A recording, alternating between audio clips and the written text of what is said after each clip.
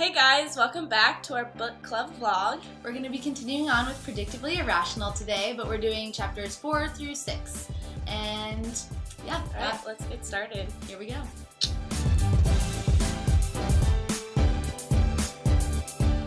Alright, so chapter 4 is the cost of social norms, and it's basically comparing and contrasting the two cultures that we have going on at the same time. So one being the social norms and one being market norms, one being more focused on like community and interpersonal interaction versus money.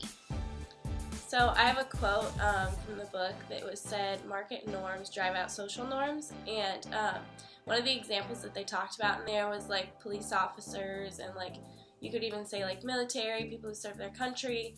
They were just talking about like they're more like social norms just because they don't look like by like their paycheck to paycheck. They're doing it out of like just service to like other people.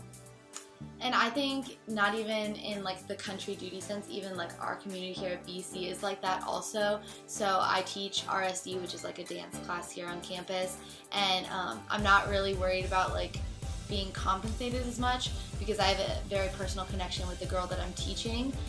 It's only half an hour a week, but if she ever has a scheduling conflict because she cheers at her high school, I'm more than willing to like move stuff around because of the social contract that we have more than the monetary contract that we have. So I just think, yeah, the economic side of it, like the market society, doesn't really impact us as much.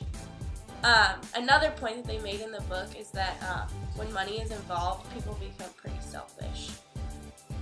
Yeah, chapter 4.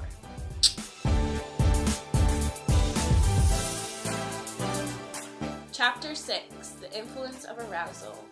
Here's a quote I'm going to share. It's, "We are prone to making the wrong decisions when gripped by intense emotions."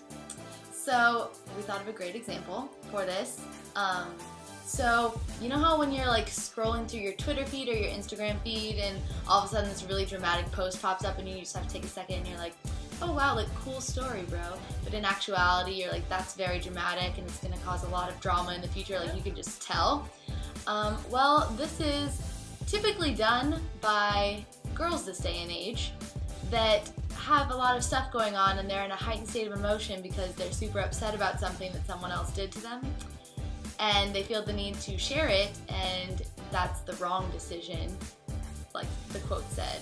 Wrong decision, heightened state of emotion, it's going to cause a lot more problems, but they're also like unaware of that because of the heightened state of emotion. So they don't know the repercussions while they're posting it, and then it's just the drama unfolds and it could basically turn into a soap opera. So there you go. So even like the biggest things, like life decisions, can be affected by like our heightened emotions. Chapter 6, full of life advice from Kate Moore.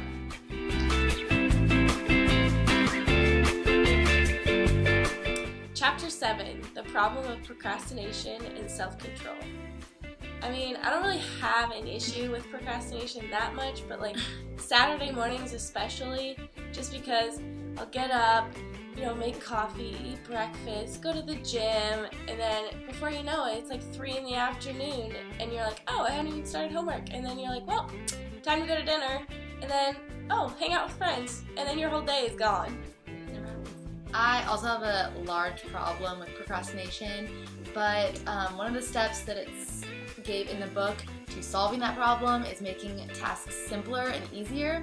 So I think a good example of that is in one of my management classes with Dr. Hansen. She has us list out all of the projects that we have to do and all the assignments and give ourselves our own due dates like it did in the book, but we're not going to be counted off if we like turn it in late. It's just like an outline so you don't save like your 8 case studies and your chapter write-ups and your global 500 papers all until the last month, because that would be crazy and that's just a lot of work. So it's just trying to alleviate that stress that we put on ourselves by waiting until the last minute by spacing it out over this entire semester. So that is it for procrastination. Moving on to self-control. I think we both have the same problem for self-control. Yep, online shopping. Online shopping. So for me, for online shopping, I'll sign up for my favorite sites, and then I'll get emails from them when they have deals going on, and then that'll draw me in to want to purchase more things than I should. So then I end up having no self-control when it comes to online shopping, and then it's just bad. Yeah, I have the same problem. So exact same problem, actually. My friend started this online boutique called Hey Mauve. Don't worry, ladies, I'll leave the link for you in the bio. And so what happens is they just put in this new software where you can spread out your payments over 4 months.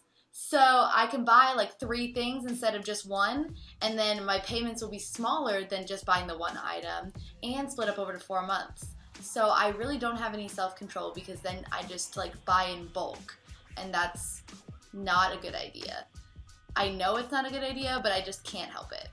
So that's my problem. It's kind of dangerous. It's very dangerous. Online shopping is I'm gonna put the statistic out there, I don't know if it's true. It's the leading addiction that takes away self-control. And here's a quote to end with is, "We have problems with self-control related to immediate and delayed gratification."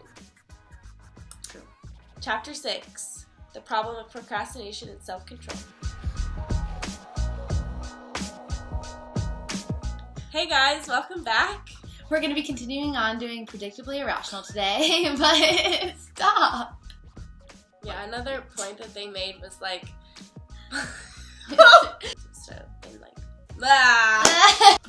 Hi guys, we're going to talk about Chapter 6, which is the state of arousal. Influence of arousal. I mean, just all of that, or your anger coming out at someone in a fist fight, or just getting very physical instead of keeping. I'm sorry, I didn't know you were gonna say that.